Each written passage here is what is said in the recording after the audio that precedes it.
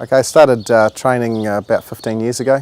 We bought this property just as a bare block of land and built a stable barn on it 15 years ago, and it's just slowly grown from there. Oh look, the real highlights so far are probably Carrick's third in the Derby and Historian the year before he ran second in the New Zealand Derby.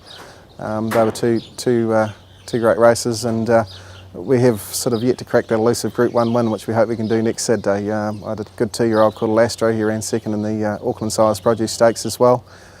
So we've been close to knocking on the door, but haven't quite got one yet. Yeah, Sacred Falls, he's obviously showing potential right from the start, and it's pretty difficult to go 5 for 5 like he has so far. He trialled up very well as an early 2-year-old, and we've sort of looked after him from there, and got 2 wins on the board as a 2-year-old and 3 stakes wins in a row this season as a 3-year-old. So he's clearly at this stage probably the best 3-year-old in the country, and hopefully he can prove that again on Saturday.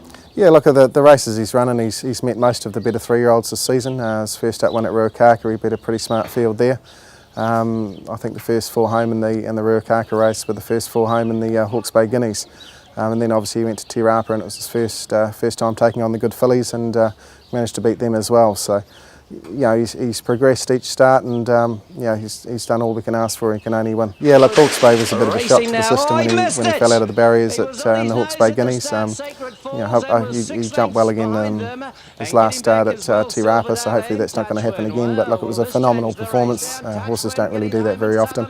And as I said, Leith didn't panic. It was a great ride, and the horse, it was a phenomenal run, and it's sort of got a lot of people talking, and probably put the horse right up there on the map. Yeah, look, O'Reilly obviously was a very talented racehorse himself, and this horse he has, it's one of his main attributes. He's just so athletic and got a lovely action and a lovely stride on him. You don't get horses with that sort of stride and that sort of explosive turn of foot very often either. So.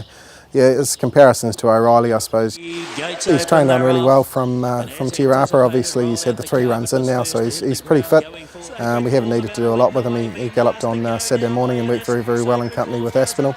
And he'll do a quiet piece of work on Wednesday morning before getting on the plane to head to Christchurch on Thursday. He's nominated for the Bayer Classic as well as the Guineas, but the Riccarton, the 2000 Guineas is always his main aim. So.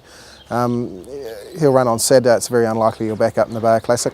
He'll probably head for a spell after Christchurch, and then we'll reassess, and most likely head to Sydney over Easter.